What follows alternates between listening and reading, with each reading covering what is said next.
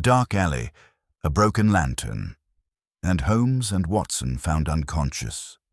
A mystery that begins in silence. Welcome to Revenge Oath.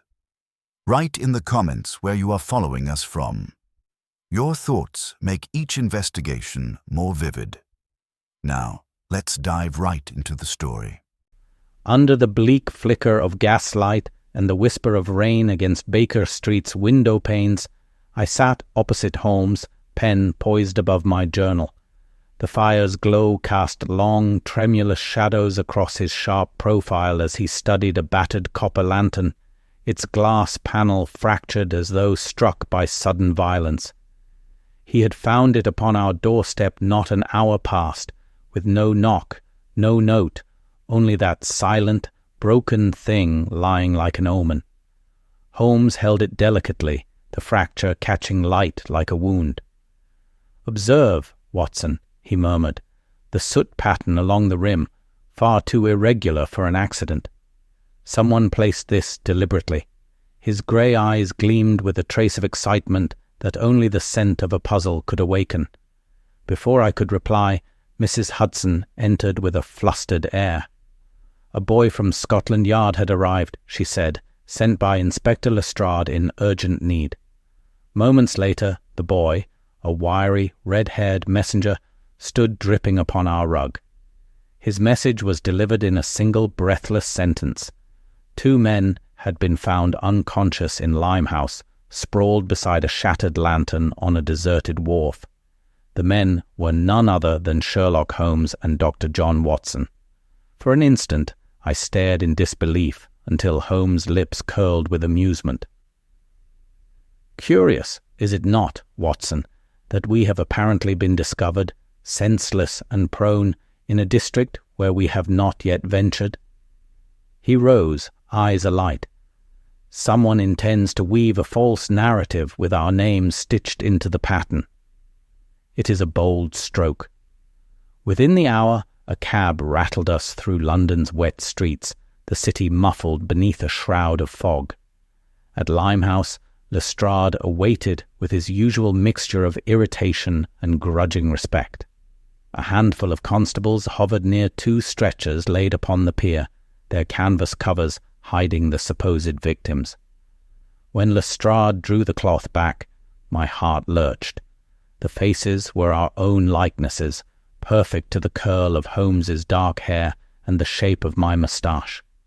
The waxen skin, the carefully chosen garments, these were lifelike mannequins. The broken lantern at their side mirrored the one now in our possession. The inspector scowled. "Blast it, Holmes, some devil's playing tricks. Half the yard thought you'd been done in." Holmes crouched, fingertips hovering over the replica's collars, then plucked a single dark thread caught beneath a button. He examined it under his magnifying glass, lips pressed thin. "Not merely trickery, Lestrade. This is rehearsal. Someone rehearses a crime in which we shall play unwilling parts." We returned to Baker Street as dawn stained the sky. Pale grey, Holmes sat cross-legged upon the hearthrug, the thread between his fingers, his violin abandoned at his side. He spoke little, save to mutter about fine tailoring from a Savile Row workshop and the peculiar smell of camphor lingering on the mannequins' coats. I sensed his mind already tracing invisible paths through London's underworld. To steady my nerves, I asked about the lantern, but he only smiled faintly and remarked on an unrelated matter, the muddy splatter on Lestrade's boots, which, Holmes declared, bespoke a hurried journey through Whitechapel rather than Limehouse. His casual accuracy unsettled me almost as much as the doubles on the pier. That evening, the doorbell rang again. A distinguished gentleman entered, a banker of some repute named Reginald Harcourt. His hands trembled as he removed his gloves. He had received, he said, an anonymous warning. If he did not comply with certain demands, 2 celebrated gentlemen of Baker Street would meet a violent end, their deaths staged as drunken misadventure upon the river front. Harcourt had thought it nonsense until rumours of our unconscious discovery reached him. He presented the note, penned in precise copperplate, perfumed faintly with camphor. Holmes read it once, twice, and handed it to me. His face revealed nothing. "Mr. Harcourt," he said softly, "you are being coerced by a most meticulous mind, but the hand that penned this has overreached." When Harcourt departed, visibly relieved at Holmes's composure, I could contain myself no longer. "Surely this is extortion, Holmes. But why involve us?" Holmes set the note beside the lantern and the thread, forming a silent constellation of clues. "Because, my dear Watson," he replied, his tone a mixture of grim amusement and anticipation, "to mislead the world, one must first mislead the world's most credulous chronicler, yourself, and perhaps to ensnare me. This, Watson, is only the opening move of a very deliberate game."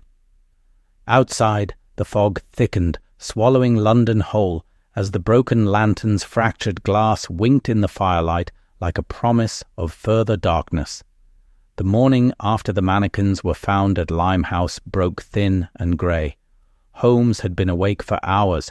He had set the broken lantern, Mr. Harcourt's letter, and the black thread upon our table with the exactitude of a surgeon. He showed me faint scratches on the lantern's collar, 2 overlapping circles with a tiny cross. "Not a maker's stamp," he said, "but a sign to be seen only by the eyes for which it was drawn." He sniffed the metal. "Camphor again.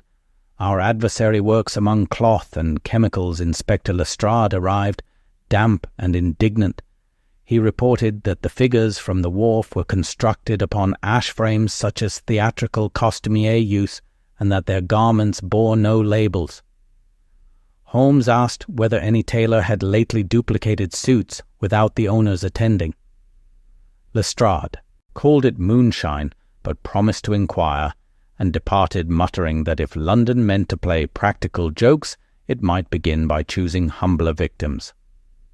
Savile Row gave us more than the Yard. Mr. Bramwell, a grave needle of a man, examined the thread and declared it Egyptian cotton dyed with iron and logwood, a basting thread never intended to remain in a garment.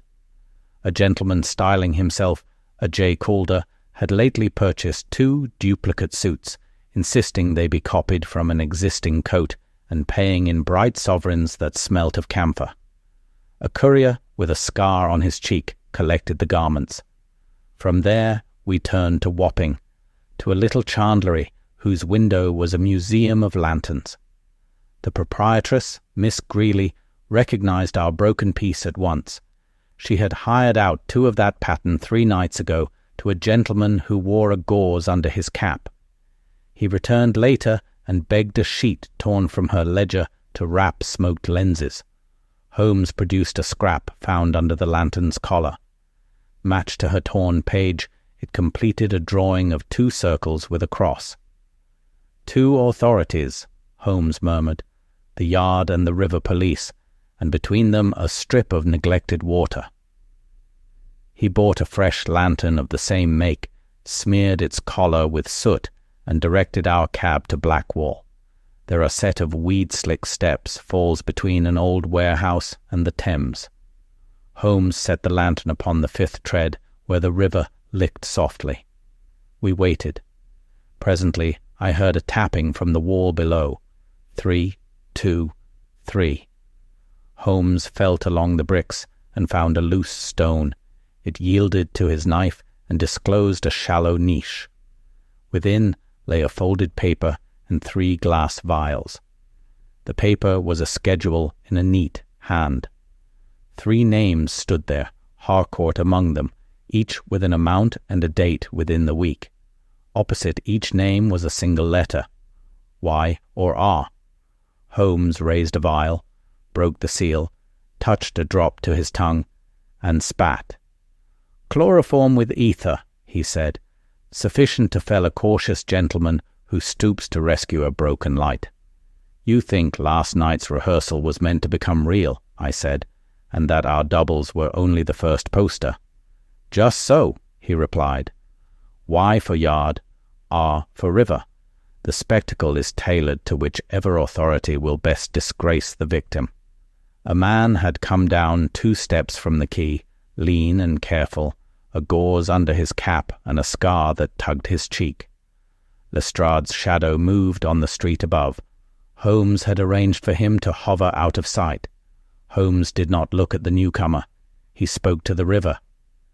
"Carry a message to Mr. Calder," he said.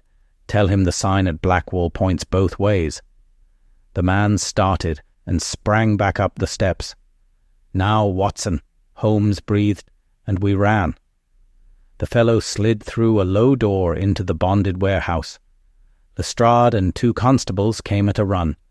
A narrow passage led to a chamber beneath the quay. On trestles lay 2 mannequins. Along one wall hung coats, some new, some worn to imitate habit. A table bore gauze veils, a ledger, and a second lantern scratched with the sign. Holmes examined the riverwood grill and pressed a bar. It swung outward on a hinge, slick with soap. "A water exit," he said. At that instant, the veiled man burst from behind the trestles and slipped through the opening, striking Holmes with a shoulder that staggered him.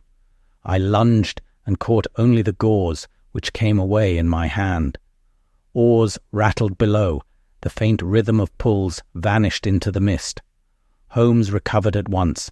He closed the water door, pocketed the ledger, and turned to Lestrade. "Post a man at the stairs and another at the street. No cart leaves. This is a counting-house of blackmail dressed as melodrama. The schedule sets the day after tomorrow for Mr. Harcourt, and the letter beside his name has been altered from Y to R. Our enemy needs money quickly. He will move upon Harcourt tonight." We climbed to the street in steady rain. Holmes sat forward in the cab, turning the vials so they caught the light. "A mind that rehearses murder with mannequins," he said, "prefers certainty to courage. He believes our faces are currency. Very well, we shall spend them ourselves." He looked at me. "Load your revolver, Watson. We go to protect Harcourt, and to purchase an introduction to the man who trades in reputations." The carriage wheels hissed through the wet streets as night bled into deeper shadow. Holmes sat opposite me, the ledger open upon his knee, his long fingers tracing the inked schedule with a predator's patience.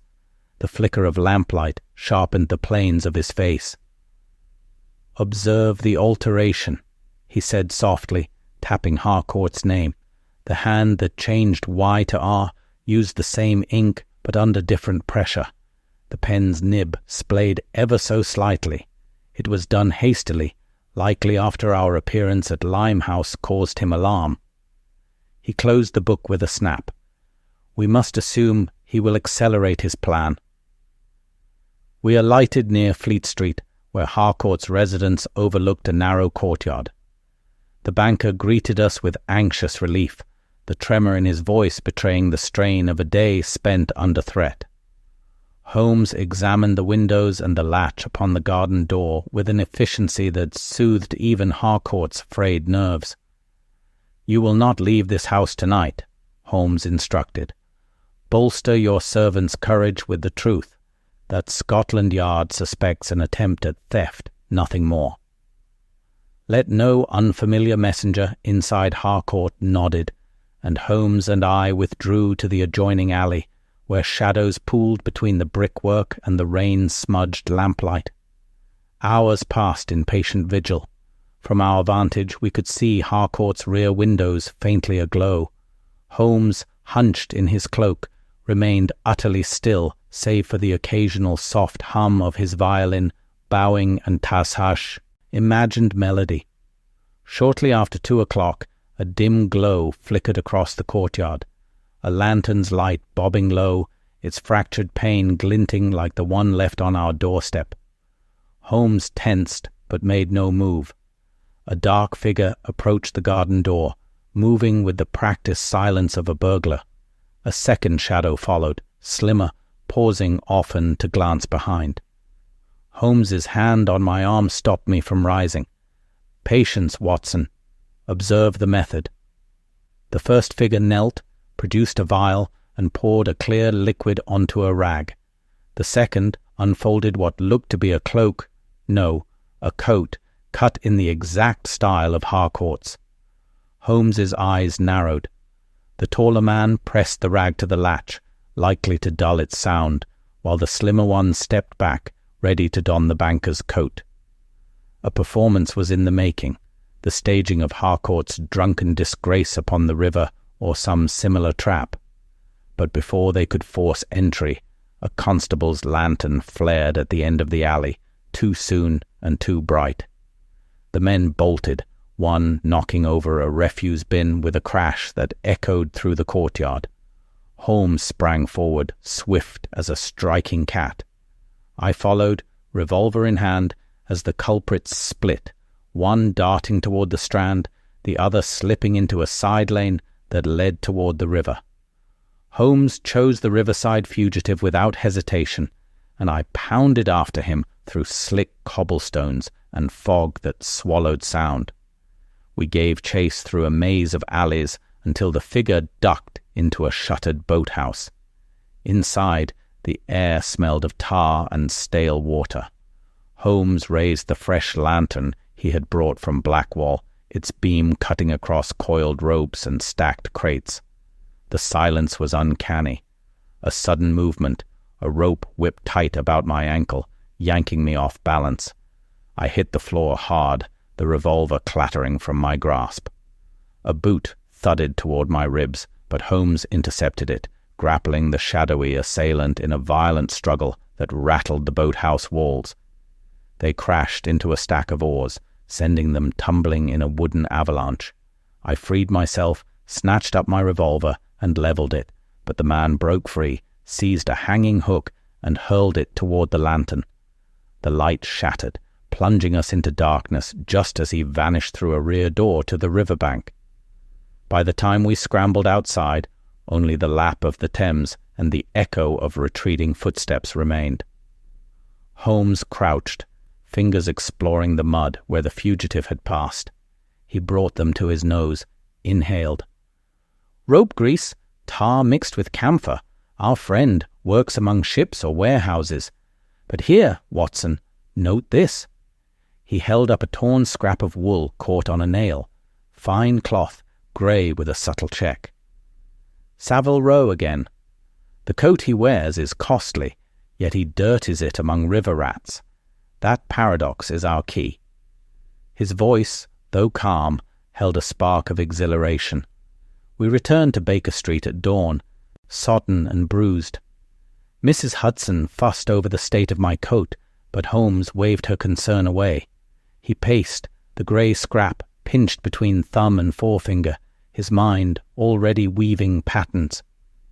They intended Harcourt to be found at the river, his reputation ruined, his silence purchased by shame, he said, but the intervention of that clumsy constable forced their hand.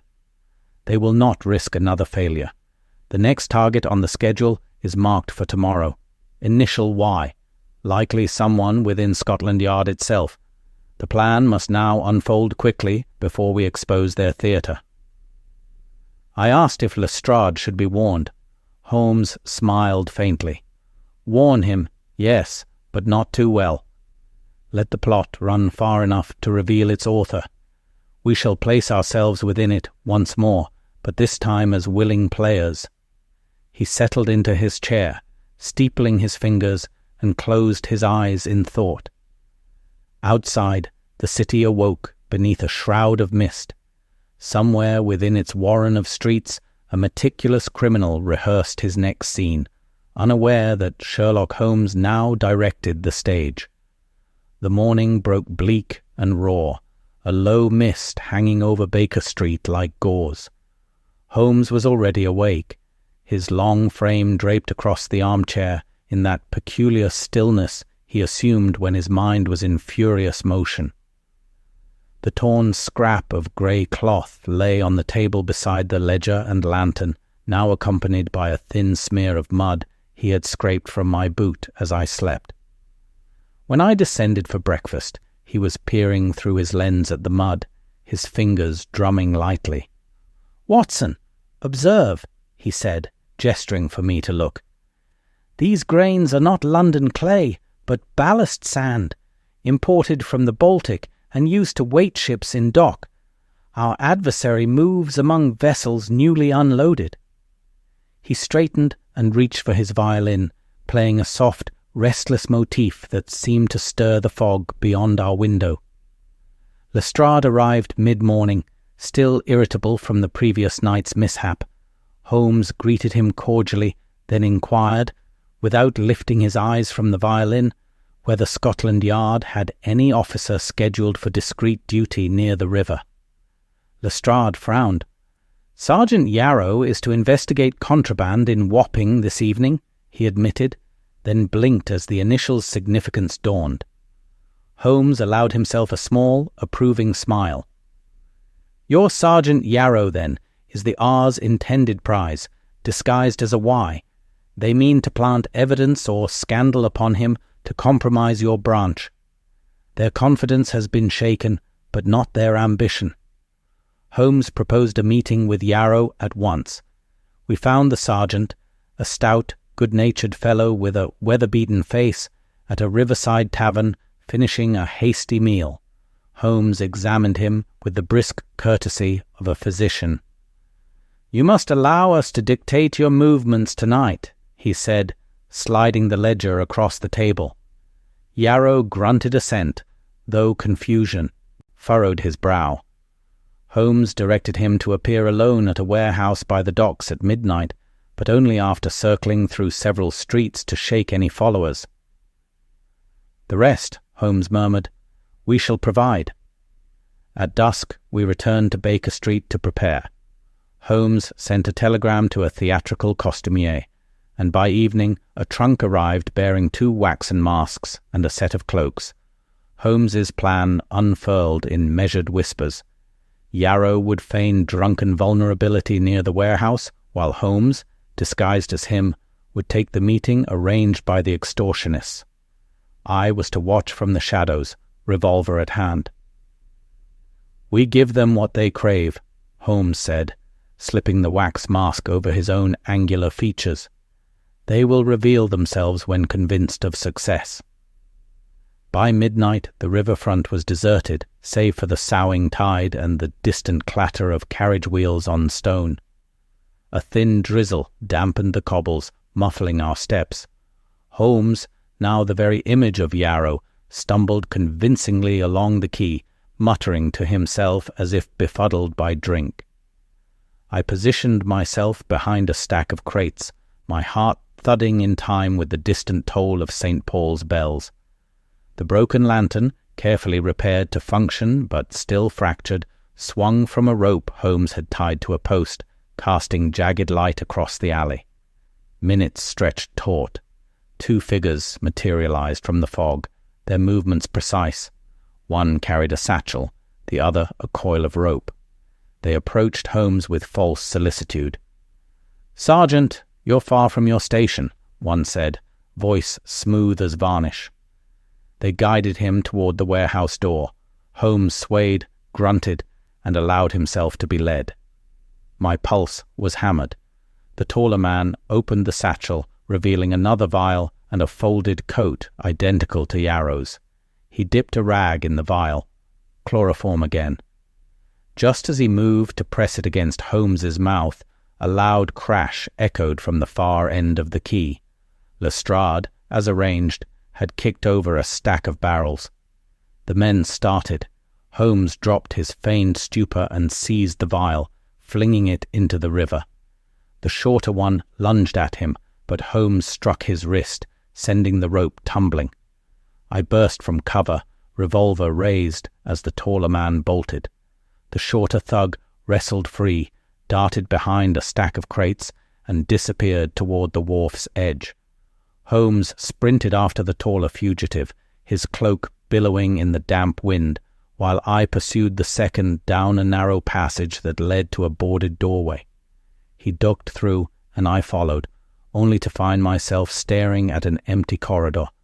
A door slammed ahead, footsteps clattered down unseen stairs, and by the time I emerged onto the street, the fugitive was gone. Holmes returned moments later, breathing hard, his mask askew. He had fared little better. "The tide," he said bitterly, "gives them 100 exits." Lestrade arrived with Haydash Yarrow in tow, cursing under his breath. Holmes handed over the satchel, retrieved in the struggle, and its contents, a single folded letter sealed with black wax. Breaking it, we found a brief message. The lantern burns once more. R will follow Y, and silence will follow all. The handwriting matched Harcourt's anonymous warning exactly. Back at Baker Street, Holmes placed the letter beside the ledger and scrap of cloth. His eyes were distant, the violin forgotten on the chair. "They mean to escalate," he said at last. "Tonight's failure will force their hand. The mastermind, Calder, if that is his true name, cannot afford delay. The next name on this schedule will not wait for subtle theatre. He will strike at the heart of his design, and we must be there to greet him." He rose abruptly, shoulders squared, the gleam of battle in his gaze. "Watson, load your revolver again. London's river fog conceals more than footpads tonight. It conceals a man who believes he can choreograph fate itself. We shall teach him that even a master of illusion cannot misdirect reality forever." Rain whispered against the window panes through the early hours, the city wrapped once more in its pall of mist. Holmes had not slept. He stood at the mantel, pipe unlit, fingers steepled, his sharp profile etched in firelight. The broken lantern and its fractured pane glimmered on the table beside the black sealed letter. I watched him pace, the faint creak of the floorboards keeping time with my own restless thoughts. "They have tasted failure twice," he said at last, voice low, "and a mind of this precision cannot endure humiliation. The schedule's next mark is not a warning, it is a promise. By tonight, Calder will attempt something bold enough to restore his standing." He seated himself abruptly, spreading the ledger and the satchel's contents across the table. He compared the handwriting on the latest letter with Harcourt's note, tracing the slant and pressure with a scalpel's delicacy. "The curve of this G is uncommon," he murmured, "taught in precisely one clerkship school on Chancery Lane 30 years ago. I know of a single graduate who turned to forgery and blackmail." He tapped the page. "Alec Jericho Calder. He vanished from official notice after a shipping fraud trial in '87. If he has resurfaced, he will need capital swiftly. Thus his turn to extortion, and his choice of men whose reputations would sell for gold. Holmes dispatched a message to Lestrade, urging him to station discreet watchmen near the Blackwall docks, but not to move prematurely. "He must believe the river remains his stage," Holmes told me. "To corner a fox, Watson, you let him think the hounds have turned elsewhere." By mid-afternoon, a boy arrived with a reply scrawled in haste. Lestrade had traced a warehouse lease signed under a false name, a Mr. James Rowley, paid in sovereigns with a faint scent of camphor. It lay at St. Catherine Docks, a place of bustle where Calder might vanish among sailors and merchants. We ventured there at dusk, mingling with stevedores, unloading crates slick with rain.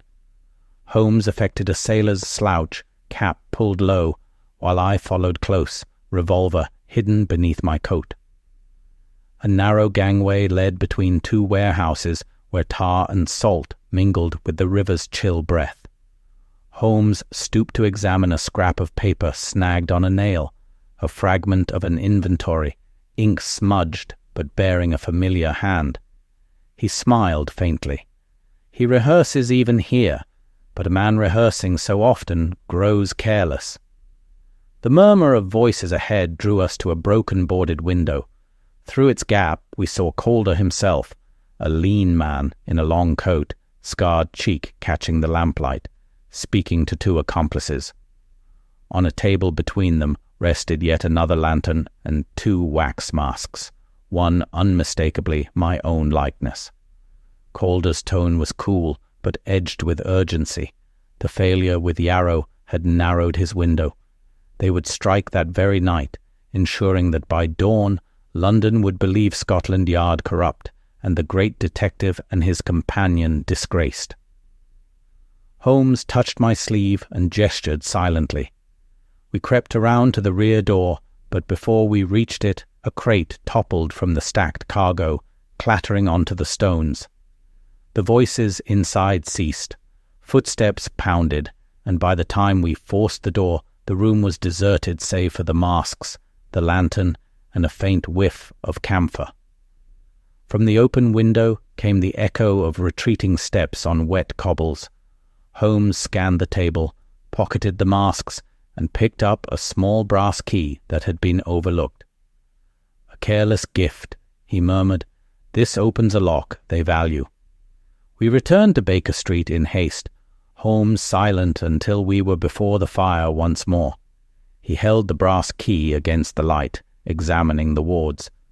A warehouse key of Chubb pattern, but of a particular cut used for ship chandlers' strong rooms. Only 3 such keys were issued last quarter. One belongs to Grant and Sons Chandlery in Rotherhithe. He turned to me, eyes gleaming. "Calder will regroup there before his grand stroke. We shall be waiting when he comes." As night deepened, Holmes prepared a disguise of a weather-beaten clerk, stuffing the stolen masks into his pocket. He handed me the repaired lantern, its fractured pane still gleaming like a wound. "We must give him the tableau he expects, yet twist its meaning," he said. "Watson, you and I shall play ourselves this time, bait willingly offered." His calmness steadied my own nerves.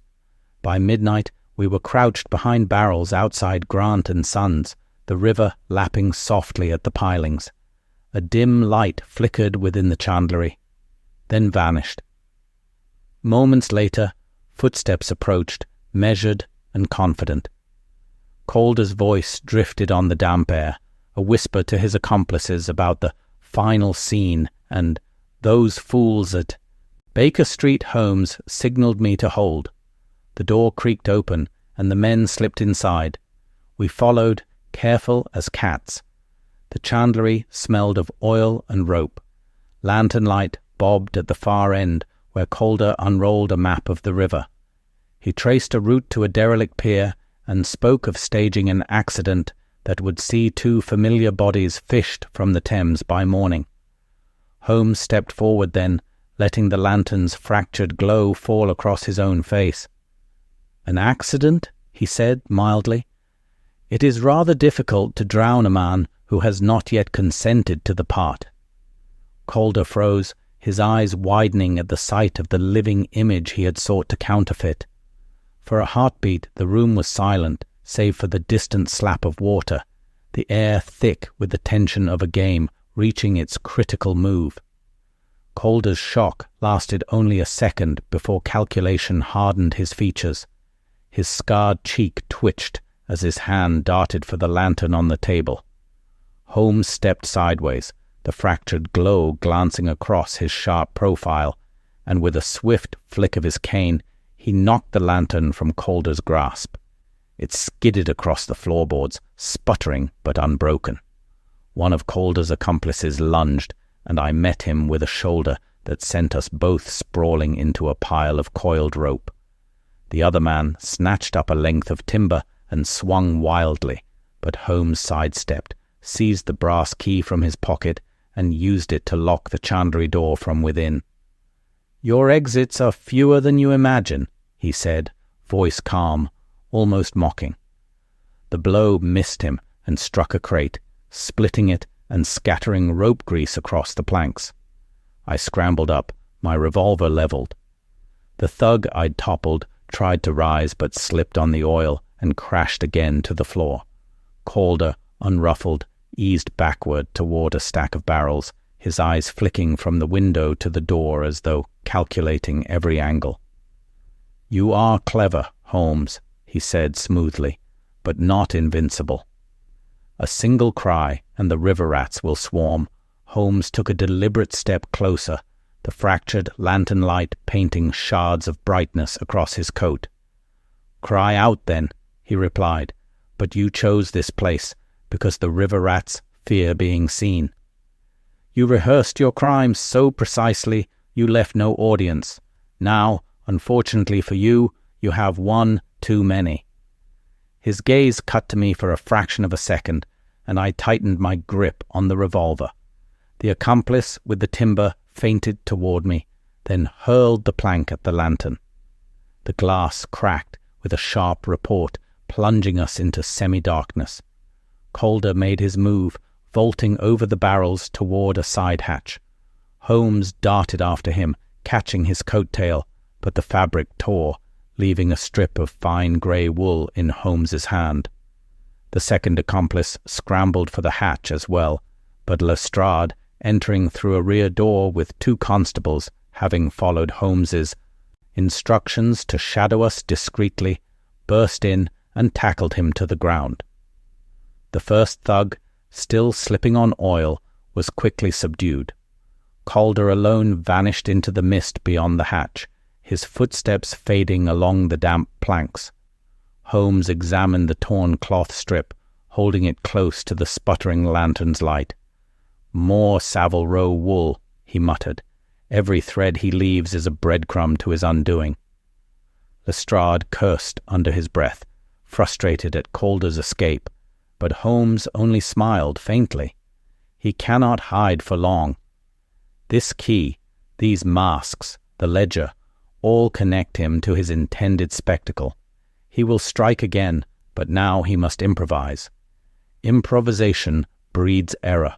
We secured the accomplices and returned to Baker Street before dawn, weary but unbowed. Holmes spread the torn cloth beside the masks, the brass key, and the fractured lantern. His long fingers traced a pattern among them, as though the objects themselves whispered their secrets. "He will attempt one final act, Watson," he said quietly, "but not tonight. He needs to restore control. He will choose a target whose ruin would send tremors through London's society and Scotland Yard alike." I ventured that Harcourt might still be in danger, but Holmes shook his head. Harcourt was leveraged. Now Calder seeks vindication. He must prove that his scheme can outwit both Yard and Baker Street after all. The city outside stirred as we sat in silence. The first trams rattled by, and the faint cry of a costermonger carried on the damp air. Holmes rose abruptly and retrieved from a shelf a worn volume of shipping schedules. Flipping through the pages, he stopped at a list of incoming vessels. "The Baltic Star docks tomorrow," he said. "Its cargo, ballast sand, the same Baltic grains that clung to your boot, Watson. Calder's world narrows. Chandler's, rivermen, Baltic cargoes. He will need a stage and a stagehand. Grant and Son's strong room remains the only place where he can recover his instruments, but he will not dare return openly." He paced, the wooden floor creaking under his deliberate steps. "He will send another to fetch what he needs, believing us to watch the obvious exits." Late that afternoon, Holmes disguised himself once more, this time as a bent old sailor with a weathered face and rheumy eyes. He instructed me to linger near Grant and Sons while he prowled the adjacent alley. The rain had stopped, but the river air was chill and heavy. After an hour, a familiar slim figure, one of Calder's runners we had not caught, slipped toward the chandlery. The man jimmied the lock, unaware of the key Holmes held. As he stepped inside, Holmes appeared behind him, cane raised. A quiet scuffle ended with the man bound and glaring. From his coat, Holmes extracted a note scrawled in Calder's hand. Deliver the masks and lantern to Holloway rail yard at midnight. The final scene cannot wait. Holmes's eyes glittered with satisfaction. The stage is chosen, Watson. A rail yard, fog, shadows, easy access to the river. He means to play a bolder card. He summoned Lestrade with a curt telegram. Bring discreet men to Holloway, but remain unseen until Holmes's signal. Then he turned to me, his expression alight with the fierce joy of the hunt. Tonight, he said, we let Calder believe the script is his. He will discover too late that we have rewritten the ending. As darkness gathered again over London, the fractured lantern's broken pane caught the firelight like a sly waiting eye, its sharp glimmer a silent promise of the confrontation yet to come. Fog clung to Holloway rail yard like a living thing, wrapping the silent tracks in pale coils. Midnight neared, and the yard lay deserted, save for the scattered hulks of freight wagons and the faint clang of a distant switchman's bell. Holmes, swathed in a long coat, with the fractured lantern hidden beneath, crouched beside a stack of wooden crates. I waited in the shadows opposite, my revolver close against my palm, every breath pluming white in the chill air. Lestrade and his men ringed the yard unseen, their positions chosen with Holmes's meticulous precision. The broken lantern's cracked pane glimmered faintly under the muted moon, a signal poised to deceive. A muffled sound drifted over the iron rails, the crunch of cautious footsteps. Through the veil of fog emerged two figures, their outlines wavering like ghosts. Calder's lean frame was unmistakable, the scar on his cheek a pale gash against the darkness. He carried a burlap sack that sagged with weight, masks, rope, and perhaps the instruments of our undoing.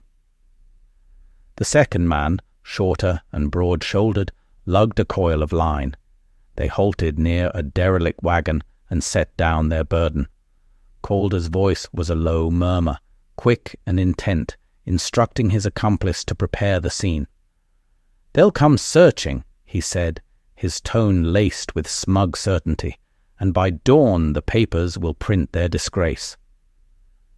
Holmes waited until Calder bent over the sack, then rose silently and stepped into the open, the lantern casting its fractured light across the gravel. "An admirable script, Mr. Calder," he said, his voice cutting through the fog like a blade. Calder spun, his hand darting inside his coat. I surged forward from the crates, revolver raised. The broad-shouldered thug lunged toward the tracks, attempting to flank Holmes, but Lestrade's whistle pierced the night. Two constables materialized from the mist, seizing the man by the arms before he could vanish. Calder recovered swiftly, feigning a surrendering step backward before springing onto the wagon's running board. Holmes moved to intercept, but Calder flung a small metal canister onto the ground. A burst of acrid smoke blossomed, swallowing the lantern's beam. I coughed, eyes watering, as shadows danced in the shifting haze. A sudden clang of metal rang out. Calder had leapt from the wagon onto a parallel track and was sprinting toward the far end of the yard. Holmes's silhouette streaked through the fog in pursuit, coat flaring behind him like a dark banner. I followed, boots slipping on wet gravel, the rail yard a labyrinth of shadow and steel. The distant glow of a signal lamp flickered ahead, and Calder's figure appeared briefly before vanishing behind a line of freight cars. Holmes anticipated the move, circling wide and cutting him off near a siding where an idle engine loomed. Calder skidded to a halt, his breath a white plume, eyes darting for another escape. Holmes's voice was even but cold. "The stage is closed, Calder. Your performance is over." Calder's reply was a sneer. "Is it? You've chased ghosts across this city, Holmes, but you can't prove a thing. Who will believe you over the spectacle I've prepared?" The sharp hiss of steam punctuated his defiance as a passing engine released pressure, momentarily cloaking them both in vapor. Calder seized the chance, darting toward a maintenance ladder that led to an overhead gantry. Holmes lunged after him, catching the hem of his coat, but the fabric tore again, another fragment of Savile Row wool fluttering to the ground. Calder scrambled upward, boots clanging on the rungs. Holmes followed, quick and sure-footed, the lantern now swinging from his belt and sending fractured light into the mist. From below I heard Lestrade shouting orders, constables converging on the gantry's base. At the top, Calder turned, brandishing a short crowbar. "One step closer, and I'll crush your skull," he hissed. Holmes did not break stride. "Violence, Mr. Calder, is the recourse of the unimaginative." He feinted left, drawing Calder's swing, then pivoted right, grasping the crowbar's shaft mid-arc. The impact jarred his arm, but did not break his grip. They grappled, boots scraping on the slick metal grating, the fog swirling around them like a stage curtain. Calder wrenched free and tried to retreat along the gantry, but Holmes's long arm shot out, catching his coat collar and twisting him off balance. Calder teetered, arms flailing, before Holmes yanked him back from the edge. I climbed to join them, revolver steady. Lestrade arrived moments later, breathless, with 2 constables. Holmes handed Calder over without triumph, his expression one of cool satisfaction. "Alec Jericho Calder," he said, "your play has ended not with a flourish, but a stumble." Calder glared, but his silence was eloquent, the bitterness of a man whose every calculated move had been anticipated. On the ground again, Lestrade ordered the prisoners bound and the remaining evidence collected: the masks, the rope, the burlap sack. Holmes stooped to pick up the torn fragment of cloth, studying it in the lantern's broken light. "Each clue he left was a performance note," he murmured, almost to himself. But in the theatre of crime, even the finest actor forgets his lines under pressure. As dawn broke pale over the yard, the fog thinning into tatters, Holmes stood apart, gazing toward the river where the masts of ships pierced the morning sky. I joined him, exhausted yet elated. "You planned this to the last step," I said. "Even the torn coat was anticipated." He shook his head lightly. "Not anticipated, Watson, merely inevitable. A man so devoted to illusion cannot help but leave threads of truth dangling. All we need do is tug at them." He turned, his eyes bright with that familiar spark. "Come, my friend. Calder's scheme is broken, but the story is not yet told. We must hear his confession and unravel the quiet hands that aided him." And with that, he strode toward the waiting carriage, the fractured lantern swinging at his side like a token of a battle won, but not yet concluded.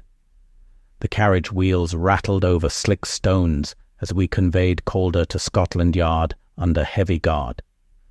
Dawn seeped reluctantly over the city, its pale light casting London in a weary hush after the night's pursuit. Calder sat between 2 constables, wrists manacled, his face a mask of studied indifference. Holmes, opposite him, regarded him with quiet intensity, the fractured lantern resting on his knee. The faint clink of its broken pane punctuated the carriage's rhythm. "You might spare yourself a gallows morning," Holmes said evenly, "by revealing the names behind your performance. A director requires actors, stagehands, and an audience willing to applaud." Calder's lips curved in a faint, disdainful smile, but he offered no answer, turning his gaze toward the window and the blurred outlines of passing buildings. At the yard, Lestrade led the prisoner away, while Holmes and I retired to an interrogation room to examine the burlap sack. Inside were 2 more wax masks, one a grotesquely perfect imitation of Lestrade's own face, the other of Harcourts. Coiled among them lay a length of sturdy rope, a ledger page marked with new figures, and a folded map of the Thames from Wapping to Greenwich. Holmes spread the map on the table, his fingertips tracing the inked routes. "He intended a chain of scandals," he murmured, "to topple Harcourt, discredit Lestrade, and implicate Scotland Yard itself, all while enriching himself through extortion. But someone aided him, someone with access to the Yard's movements." Lestrade rejoined us, breathless and visibly irritated. "The man refuses to speak," he said. "He mocks our questions, claims his plan was but an illusion for the stage." Holmes's eyes glinted. "He rehearsed every detail, Inspector." Yet one thread remains untied. He picked up the fractured lantern and examined the soot patterns anew. "This lantern has travelled farther than any stage prop. The scratches beneath its collar mark secret communications, yet one symbol differs from the others, a cross slightly askew. Suggests a meeting point altered at the last moment, likely to accommodate a Confederate wary of exposure." He turned the lantern to catch the early sunlight. "Calder's silence speaks of protection for someone who sits beyond suspicion." We returned to Baker Street, the city now stirring fully awake. Mrs. Hudson greeted us with strong tea and an anxious frown. Holmes refused refreshment, pacing the room as if the walls themselves urged him onward. "Watson, do you recall Lestrade's delayed arrival at Blackwall the night of Yarrow's decoy?" he asked suddenly. I nodded. "He claimed a summons took him through Whitechapel first," Holmes continued, "but no such summons exists." Yet it was not Lestrade himself. It was another who received that same false message. He halted before the fire, the masks in one hand, the lantern in the other. "The man who diverted Lestrade is the very hand Calder shields. Our culprit may sit within the Yard or its periphery, someone who supplied Calder with schedules and trust." The thought chilled me more than the fog outside. "But how can you expose him if Calder will not speak?" Holmes's thin smile was almost imperceptible. "By offering him precisely what he craves, a stage on which to reveal himself." He instructed me to fetch the evening edition of the Gazette and began drafting a notice to the papers. It would announce, under Lestrade's name, that evidence of Calder's wider conspiracy would be publicly reviewed at Scotland Yard that night, with the stolen masks and lantern on display. "The true traitor cannot risk those items being examined too closely," Holmes said. "He will come for them before they are catalogued, either to retrieve or destroy them. We shall give him the opportunity." That evening, a grim drizzle slicked the Yard's courtyard. The masks, the rope, and the lantern were placed in a secured evidence room, though Holmes ensured the door's bolt was left subtly flawed. We concealed ourselves in the shadows of an adjacent hallway, Lestrade stationed at the far end, 2 constables poised outside. Hours crawled by, broken only by the distant murmur of voices and the ticking of a wall clock. Then, past midnight, a faint squeak of hinges reached our ears. A cloaked figure slipped into the evidence room, careful and deliberate. The lantern's fractured pane caught a stray glimmer as the intruder wrapped the items in a canvas satchel. Holmes stepped soundlessly into the doorway, the shadows falling away to reveal his sharp features. "An admirable entrance, Sergeant Briggs," he said quietly. The man froze, his hand still on the lantern. His hood fell back to reveal a familiar, weathered face. One of Lestrade's own trusted sergeants, a man who had stood by us at Blackwall and Holloway alike. Briggs's eyes darted, seeking escape, but constables closed in behind him. "Holmes," he stammered, "you don't understand. Calder had me cornered. He'd ruin me if I didn't—" His voice faltered under Holmes's level gaze. "You chose extortion over duty," Holmes said coldly. "You fed him movements and messages and nearly delivered the Yard to disgrace." Lestrade stepped forward, his expression a mixture of anger and betrayal. "Briggs," he growled, "you'll answer for this." Briggs slumped, the satchel slipping from his grasp, its contents spilling across the floor. Masks, rope, the broken lantern winking like a malevolent eye. Holmes bent, retrieving the lantern with care, and regarded it for a moment. "Every illusion," he said softly, "requires a willing assistant." Outside, the rain eased, and the city's distant bells told the approach of dawn. Holmes straightened, his gaze already distant. "Watson," he murmured, "our work here is nearly complete." But before the final curtain, Calder himself must perform one last soliloquy. We shall oblige him in the morning. The next morning broke clear and brittle after a night of rain, the city washed of grime but heavy with anticipation.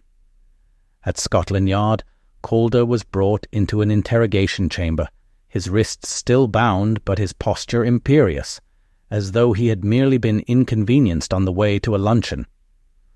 Holmes stood by the window, hands clasped behind his back, the fractured lantern on the table before him.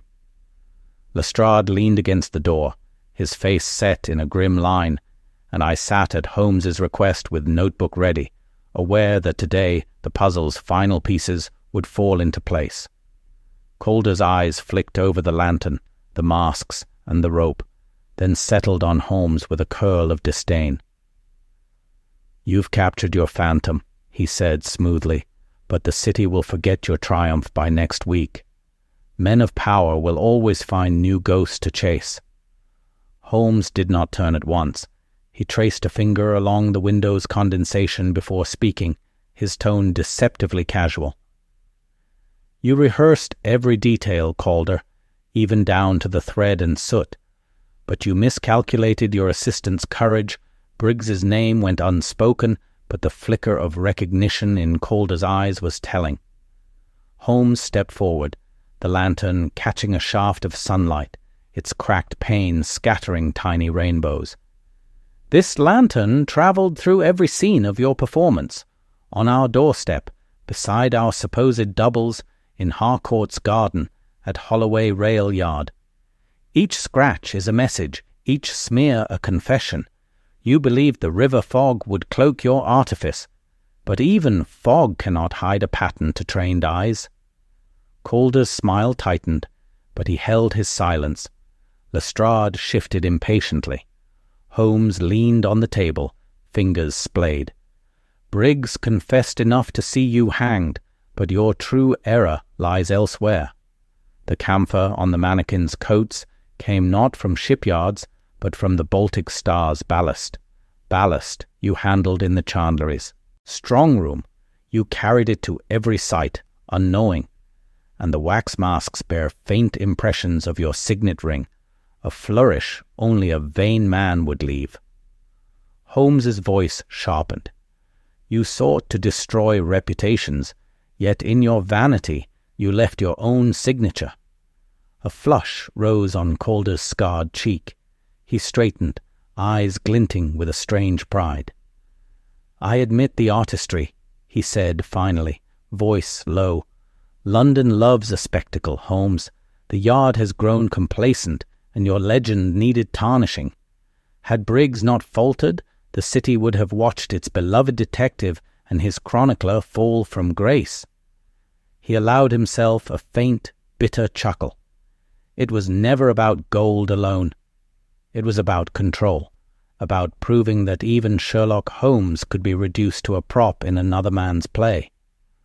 Holmes regarded him in silence for a long moment, then spoke with measured gravity.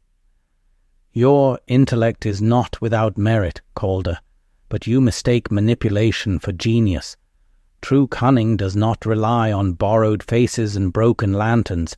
It anticipates the hearts of men, their loyalties, and their weaknesses. That is where you failed. You understood theatre, but not humanity." He turned to Lestrade.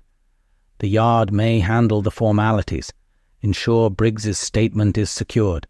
Calder will attempt to recast himself as victim or visionary if given the chance. Calder's sneer faltered briefly before he was led away, his boots echoing down the corridor. Outside, the sun was bright but cold. Holmes paused on the Yard steps, the lantern in hand. "A curious case, Watson," he mused. "A crime conceived as performance, undone by its own theatrics. He underestimated the simplest truths, that even shadows cast consistent shapes, and that a fractured pane refracts light predictably." We returned to Baker Street by cab, the city already bustling again, oblivious to the spectacle that had nearly besmirched its guardians. Back at our rooms, Holmes placed the lantern upon the mantel with a sort of reverence. He removed from his pocket the final scrap of grey wool and laid it beside the masks. "Observe, Watson," he said softly, "how even the grandest illusion crumbles under observation." Calder's plan might have succeeded if he had sought subtlety rather than grandeur, but a man who dresses mannequins in Savile Row coats is doomed to vanity. He settled into his armchair, long legs stretched toward the fire, and for a while we listened to the crackle of burning coal and the muted life of the street below. Later in the afternoon, Harcourt himself arrived, visibly relieved and brimming with gratitude. He pressed Holmes to accept a generous honorarium, but Holmes declined with a wave of his hand. "You owe your safety not to coin, sir," he said, "but to the constancy of men like Watson and, despite their faults, the Yard. Your reputation remains intact, which is payment enough." Harcourt departed humbled, promising discretion and eternal thanks. As the door closed, Holmes allowed himself a faint smile.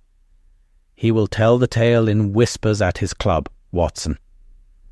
"That is well. Fame spreads most swiftly. When denied, I could not help but reflect aloud on the danger we had courted.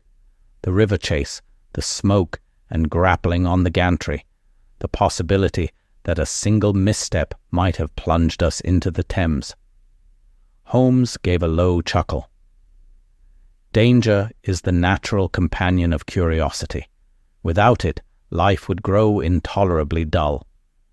He rose, taking his violin from its case, and drew the bow across the strings in a mournful, contemplative phrase.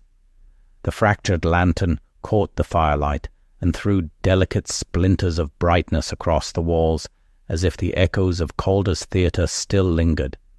As evening settled, I set down my notes, aware that another of London's strange adventures had reached its close. Holmes, ever restless, was already peering through the window toward the fog gathering once more over the city. "The game resumes endlessly, Watson," he said without turning. "London is a stage too vast for one actor to command. There will be other plays, other pretenders to cleverness." He plucked a single plaintive note from the violin, its sound hanging in the air like a secret. "But for now, my dear friend, let us enjoy the quiet between acts."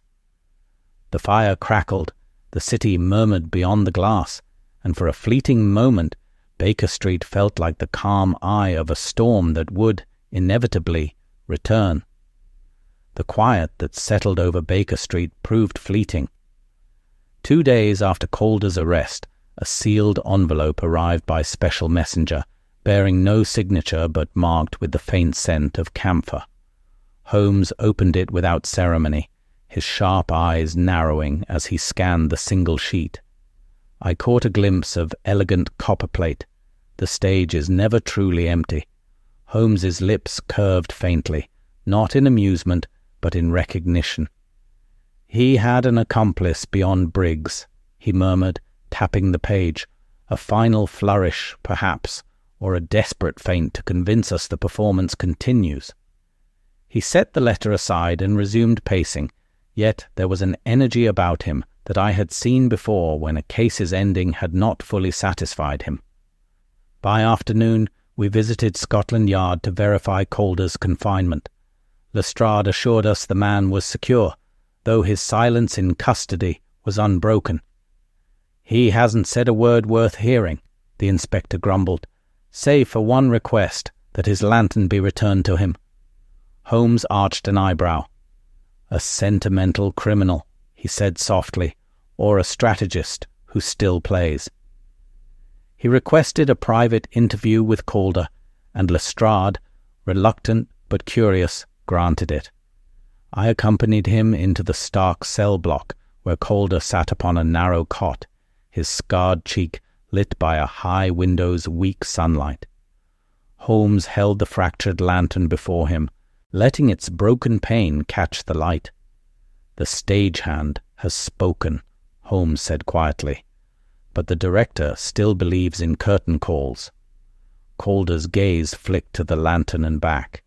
His composure did not waver. "A play never ends with a single act," he replied. "Even in defeat, an echo remains." Holmes tilted his head. "Then let me be the echo's audience." "Who else stands behind your curtain?" Calder smiled thinly. "Ask your own reflection, Mr. Holmes. Even a master can be deceived when he admires himself too much." He offered nothing further. Holmes left without anger, but I recognized the faint tightening around his mouth, the mark of a challenge accepted. That night, Baker Street was quiet, save for the rain ticking against the windows.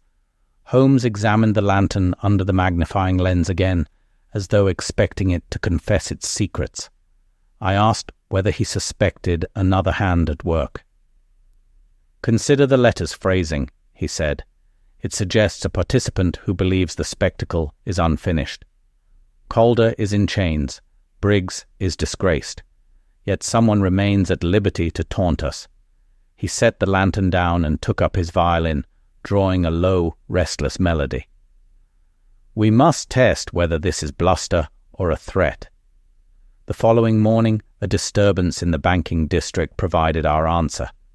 Reginald Harcourt called upon us pale and trembling. A masked man had intercepted him on Threadneedle Street, pressing a folded scrap into his hand before vanishing into the crowd. The message was simple. "Midnight, Blackfriars Bridge. Bring the lantern or the truth burns with it." Harcourt had come straight to Baker Street rather than to the yard. Holmes's eyes gleamed. "Our phantom dares a second act," he said. "Watson, the lantern is bait once more, and this time we shall not let the actor slip behind the curtain Holmes arranged with Lestrade for plainclothes officers to lurk near Blackfriars Bridge." The fractured lantern, its crack patched just enough to hold together, swung from Holmes's gloved hand as we approached the bridge at midnight.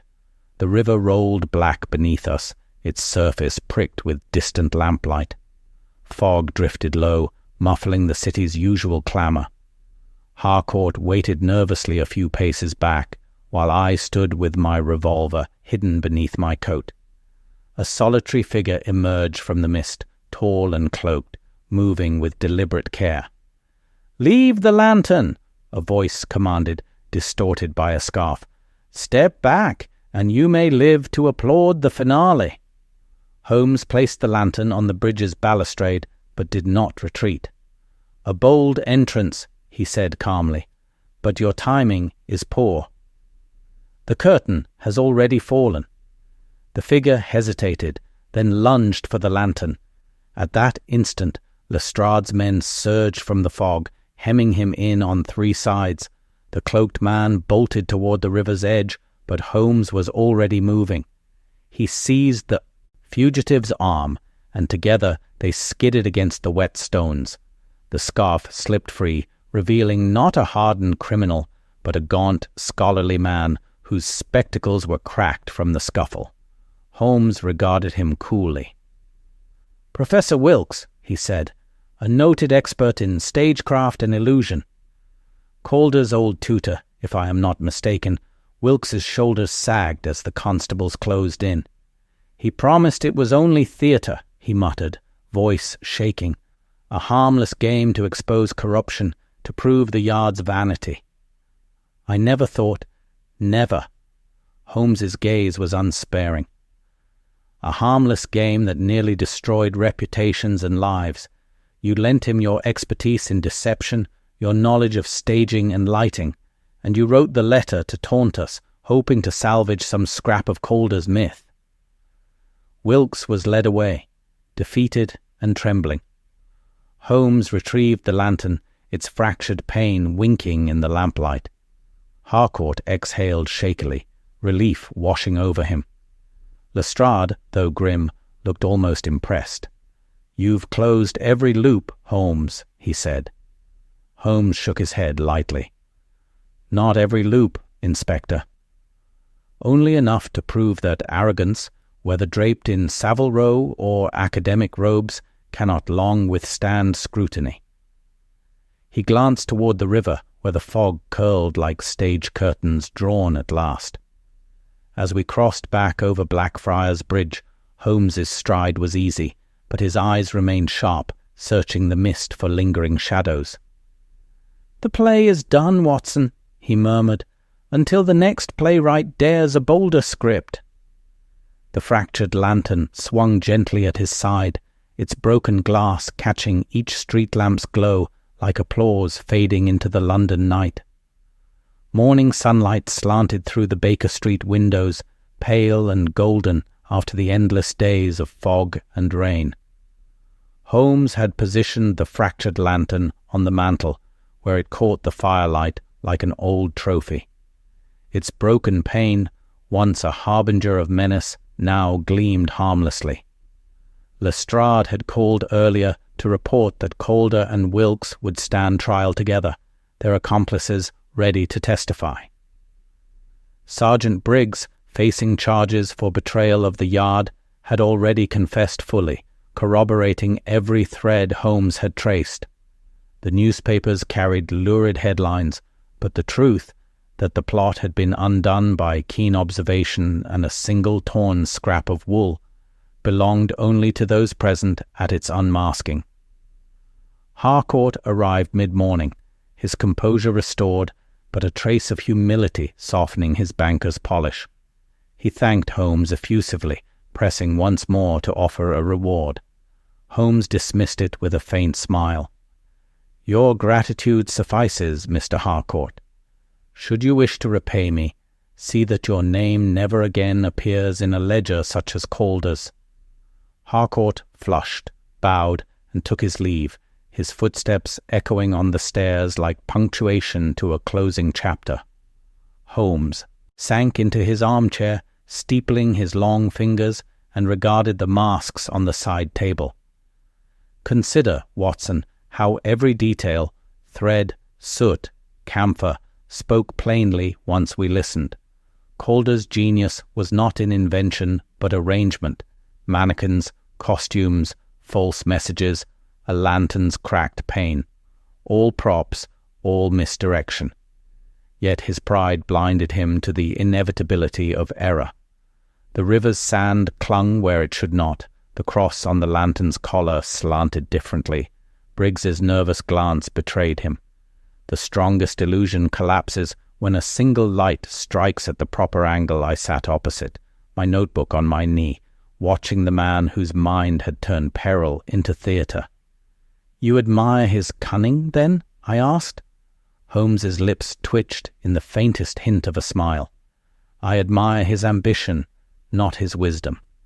To fashion puppets of our likenesses was a daring conceit, but to believe the Yard and Baker Street could be outmanoeuvred by mere pageantry, that was folly." The afternoon passed quietly. Holmes played his violin, a slow and contemplative air that wound through the room like smoke.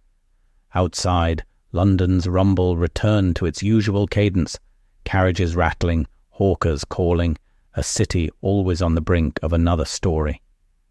As dusk deepened, he set the instrument aside and stared thoughtfully at the hearth. "Mark this, Watson," he said, voice softened by the fire's glow. "The world is full of clever men who mistake cleverness for understanding.